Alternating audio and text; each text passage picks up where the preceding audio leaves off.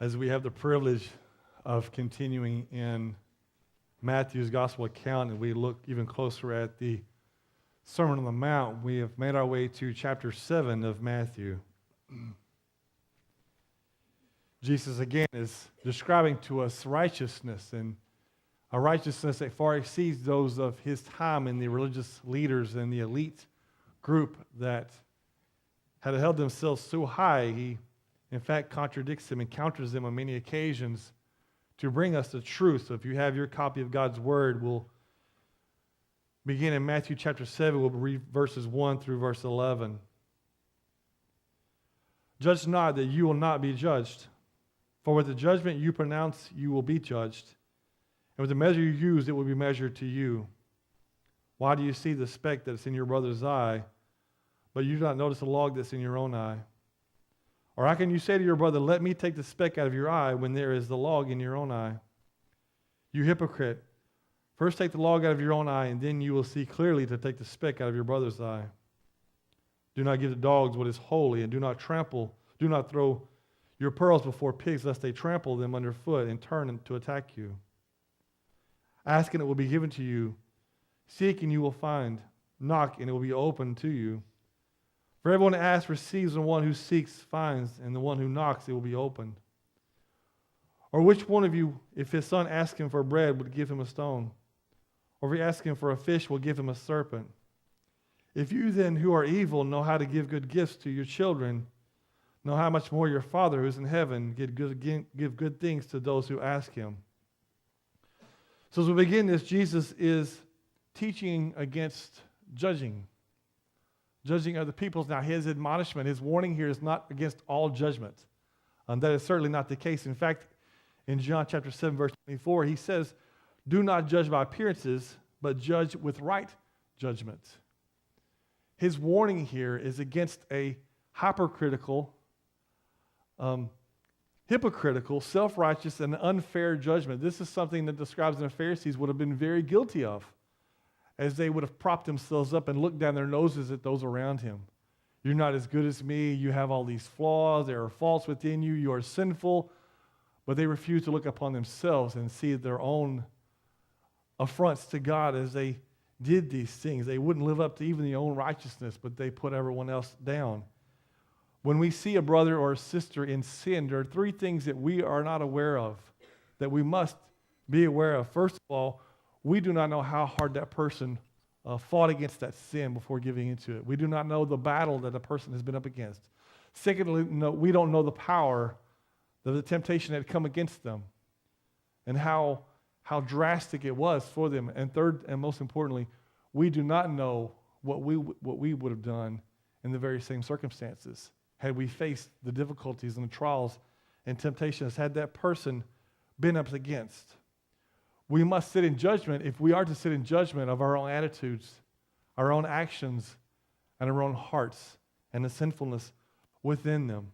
We're in no place to determine the guilt of someone else. So does this mean that I can't say anything to anyone? Does this mean I'm not to mention anything about anyone else's life? Well, that's certainly not what Scripture would teach us. If we look at the book of James, he had much to say about this. In fact, in verses 19 and 20, my brothers, if anyone among you wanders from the truth and someone brings him back, let him know that whoever brings back a sinner from the wandering will save his soul from death and will cover a multitude of sin. And there is the difference in what he's getting at. There is a judgment of me condemning you for what you have done or passing judgment upon you for something that even hypocritically I'm guilty of. But there's also a gentle rebuke, a friendly reproof, if you will, of someone. Listen, out of my concern for you, I fear that you're into something that's not healthy for you, spiritually speaking or even physically. I see perhaps the sinfulness in you, and it does take anything from me. I am sinful. I'm not perfect. I have fallen. I have struggled with some of the same things. But I'm concerned, and it's out of that concern that I bring this to you. And this is what James is getting at. It is a reproof of someone else, a helping someone back to the place of godliness, back onto the right path that we would want them, and certainly God would want them to be. Now, we have a responsibility in this. We have a responsibility to one another to point out sin, to demonstrate our love for one another by be willing to bravely stand up and say, listen, I see something, and I'm willing to help you with it. So we must go on. We can't take the approach of, well, and it's been very much part of our culture, stop judging me. That is a guilty conscience, and we are just as guilty of that, of our guilt throwing up a wall around us because we don't want to hear when we're sinful. We don't want to hear the words of reproof. But how many of us, if we were to see someone about to drink poison, wouldn't step in and stop them? Or if you were to see someone about to step in front of a truck, you wouldn't grab them and pull them out of the way. This is no different, but even far more harmful and more devastating is to see someone living in sin that we wouldn't be willing to bravely and courageously stand up and say, listen, I see something, and I want to help you with it. I want to be a part of it. I want to walk away from it. But since we are usually blind to our own vices, then we hardly qualify as judges to look at someone else and their vices and things of that nature. We are not to set ourselves up as judges. In fact, there's a story of a lady. She had a friend over to her home, and she began to complain about the next door neighbor. She is such a horrible housekeeper. Their home is just filthy all the time. Their children are always dirty. You can just look out the window. Look at the sheets she has up on the line there to dry. They've got streaks of dirt all through them. As her friend moved to the window and looked, and she raised the window, she says, actually, the sheets are perfectly clean. The streaks are actually on your window. That's the troubling part about judging someone else, is that it tends to expose our own flaws. And we pass judgment upon ourselves when we do that. And we are not to promote ourselves as God's police. He moves this place of, well, you have a speck in your eye, but you're worried about the log in the other person's eye. And basically what it amounts to is, well, you have a piece of lint on your jacket. Let me get that off here for you when I myself am covered in mud. And I would only contaminate you by trying to make you better and trying to fix your problems. And we look at everyone else, and it's easy for me to find fault in you, and I can pick this out, and I can find this wrong with you, and these things that you do, but usually it's only to make myself feel better about my own flaws. By stepping on you, I can lift myself up. As long as he comes to church here, I'm no longer the weakest link. I may be bad, but I'm not as bad as her. And when we judge, we put ourselves in a position of being God's police and to seek out those who would, in our minds, be less qualified as we are. And it's an unfortunate place. Now, this, again, does not absolve us from providing friendly reproof to someone, coming along beside someone and put our arm around them and say, listen, my heart is breaking for you.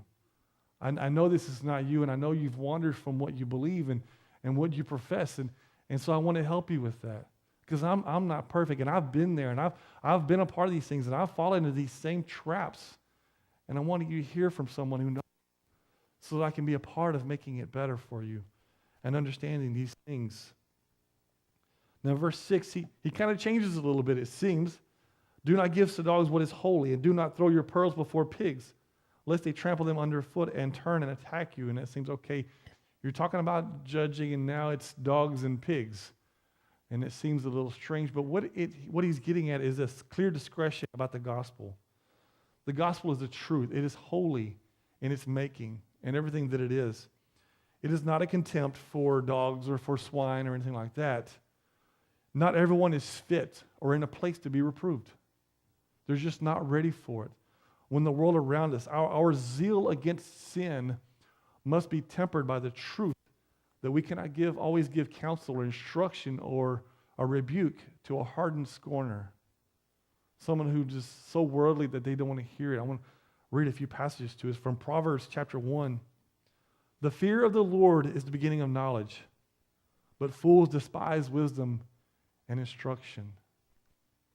To understand and follow upon the truth of God, to allow them to work in our lives is the beginning of all truth and righteousness.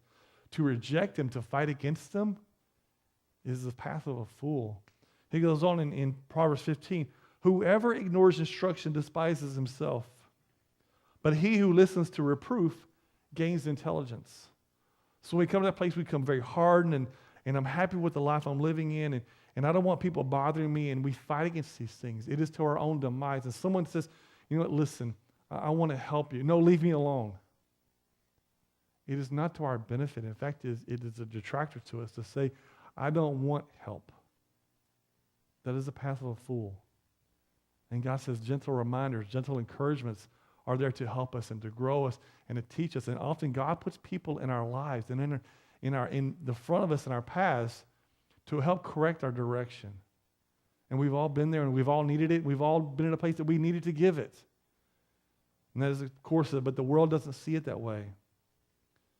What the world doesn't see that's so immersed in evil, that is so attracted to the things of material and drawn to the ways of life in this humanistic place we live.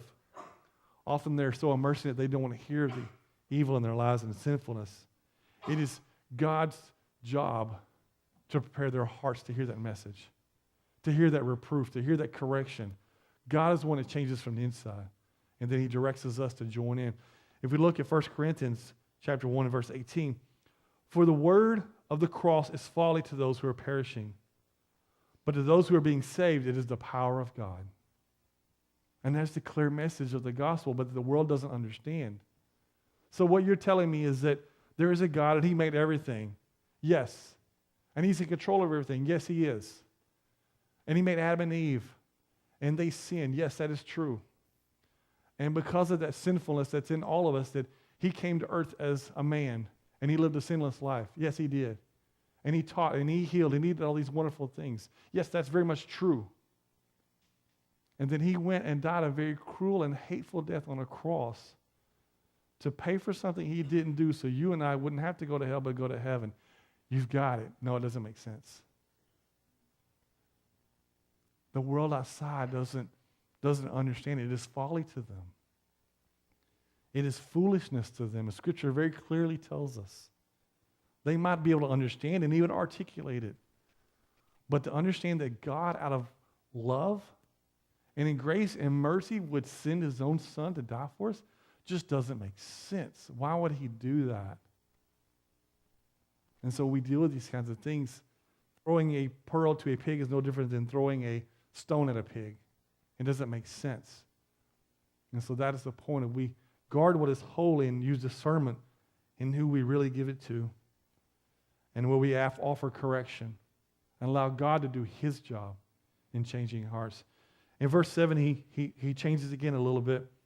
Ask and it will be given to you. Seek and you will find. Knock and it'll be opened unto you. In chapter 6, we saw last week where in the Lord's Prayer, his emphasis here is upon prayer, that we are to be a prayerful people, that in our lives we are to pray to God, and it should be a big part of everything that we do. And again, he emphasizes, he reiterates the same idea here as we look to him in prayer and to do the things that he's called us to do in prayer. And it brings to mind the story of a small town, and the town had always been dry. And a man comes in and he builds a tavern in this town. And the church became upset over it, and the church began to pray, honestly, against this tavern, that God would deal with it, that God would remove it from them, that God would take care of the situation for them as they asked him and they pleaded with him. And after some time, a storm came through one night. Lightning struck the tavern and it burned it to the ground. The tavern owner sued the church because he said they were responsible. They'd been praying against this tavern. Everyone knew it. And it was their fault, and he wanted to sue them for it. And the church is very, very clear said, it's not our fault. You can't pin this on us. We didn't do this. The judge in the case made a very profound statement. He said, regardless of how this court case comes out, one thing is very clear. The tavern owner believes in prayer. The church does not.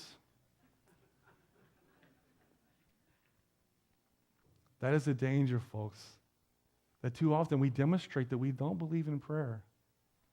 That it is not a part of our lives. It is not who we truly are, that we're not convinced that God will do anything for us. And we leave it open-ended, and we don't call upon it. And that's what he's saying here. He says, if you will seek, you will find. If you're not going to be open to, if you ask, it will be given unto you. It doesn't absolve us from our part in it, though. When we come to God in prayer, that leaves us with an action to take behind it. Very much so. For us to knock, we must come to God's door. R.C. Sproul said it this way: to act without prayer is pagan. To pray without action is hypocrisy.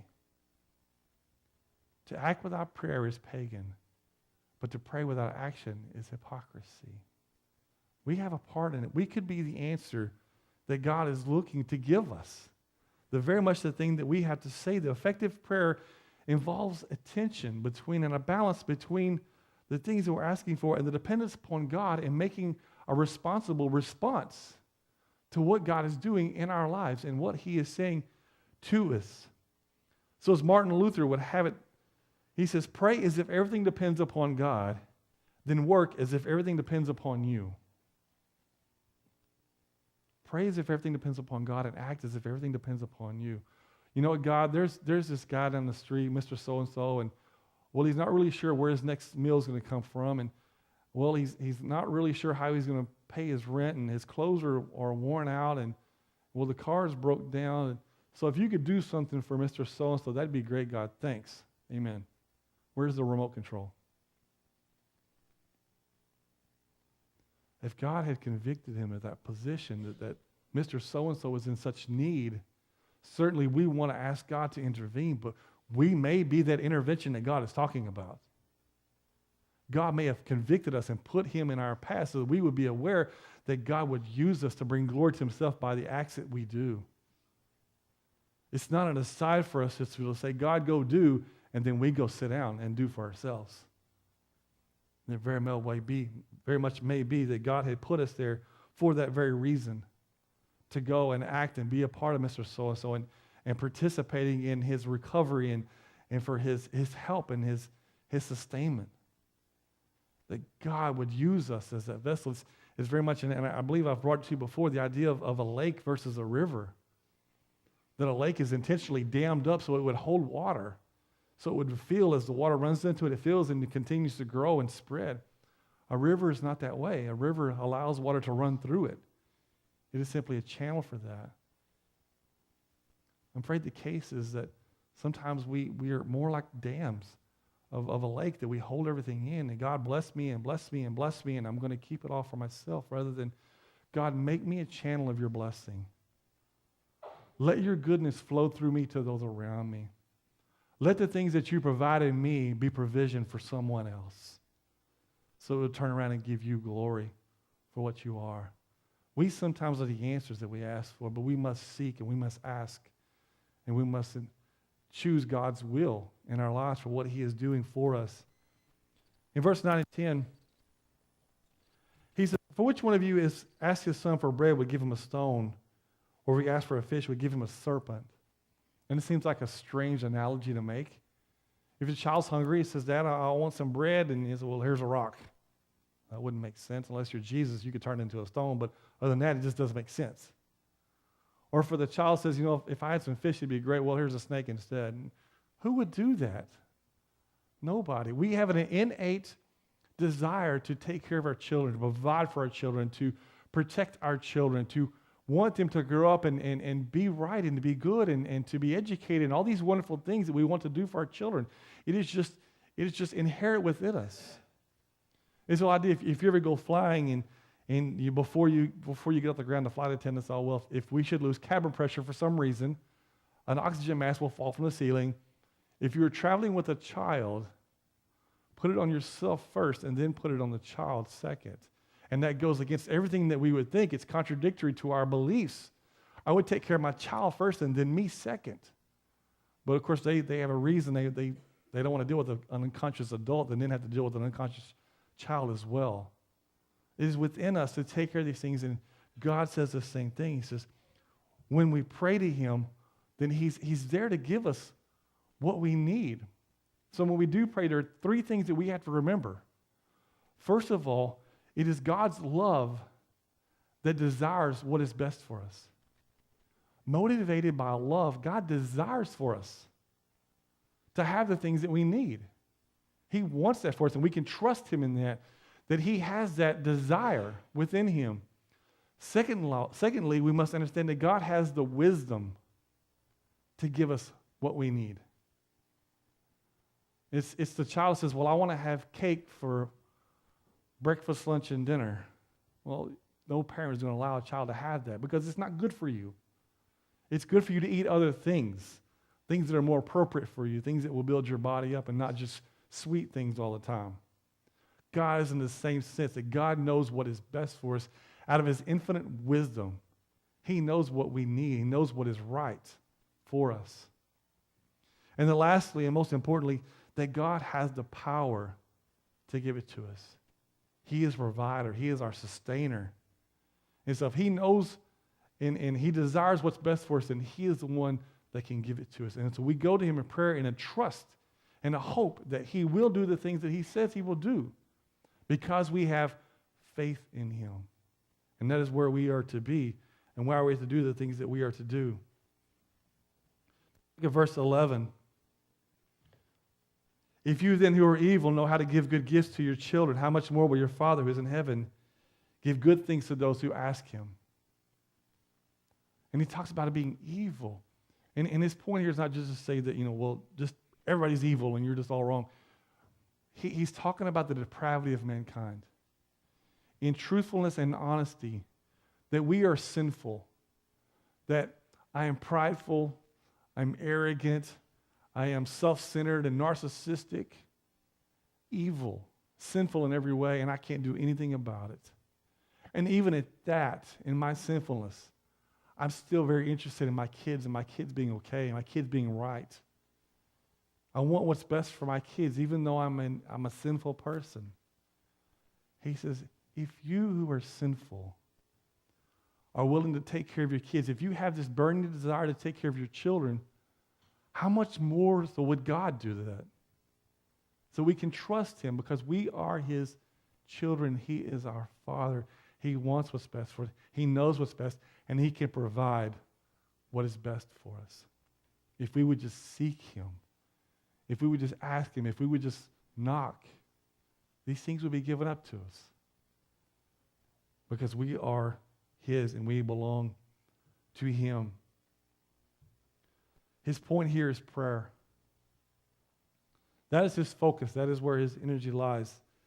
Far too frequently, I'm afraid that although we should have hard, calloused knees, our knees are very smooth and pretty. And that's not the knees of a Christian person. In Africa, as some of the first missionaries began to go there and began to teach them about the truth of Jesus Christ and how he came and died for our sins and how he took our place, and they teach them how to read the Bible, and they would teach them how to pray. And one of the things that they would do is that these villagers would wander off into the jungle, and they would find quiet solitude, a place that they would pray for, between them and God. And it became very unique that there were paths that would go to each one of these places of prayer, and that they would each one have one. And so if they would begin to see someone, maybe their prayer life is not holding up to what it should be, it was kind of a common expression, brother, there is grass growing on your path. And that's my concern, that too often there is grass growing on our path. In fact, I'm afraid the weeds have taken over and the jungle has reclaimed our place. That we don't pray, that we don't lift things up to God, that we don't seek him, that we may find these things, because our paths have become covered and our places of prayer have been washed away and have been lost to things around us. John Bunyan, I appreciate his words, and he said, prayer will make a man cease from sin, and sin will make a man cease from prayer. And I find that to be very true. The sin will draw us away, but prayer destroys it. So what does that mean for you and I? What all these words that Jesus has for us, how do they come to us? Well, perhaps this morning you've felt like you've been in a place of being judgmental. That you have held yourself up for simply for a place of making yourself feel better, to point out the flaws of others, to put others down so that at least I'm better than they are. And judgment has been a way of life, perhaps even the point of gossip. And this morning you feel convicted and you're ready to get that right. Well, now is that time. It could be that you know someone who needs to have a friendly arm put around them, to have a kind word to say, look, my concern is for you. I'm not perfect. I've been there. I've dealt with it, and I want to help you. Perhaps God has put someone in your life that has that need for you. Perhaps you've not been praying. Perhaps there's grass on your path. Your place has been lost and you need to get back there. You begin to seek. You begin to grow and learn so we can ask and trust that God has our best intentions in mind for us and He is willing to give us those very things. Perhaps you've prayed and never acted. Perhaps it's time to get into the game. Perhaps this morning you're aware of a need that God has put in front of you. And maybe you've even prayed over it. But God is asking you to be part of the answer. God is asking you to move. No longer content to sit on the sidelines. No longer content to sit back and watch things happen, but ready to move. Ready to be something for God and to make a change in this world and to be a part of His kingdom and to grow it. And lastly, and most importantly, perhaps this morning, you're concerned about all this. Now, where does this come from? Maybe the cross has always seemed like folly to you. It's never made sense, but perhaps God this morning has convicted you. And you're interested and you want to know more. What is this all about? Well, today is that day. Today is the day of salvation. Today is the day of commitments. Today is the day of renewals.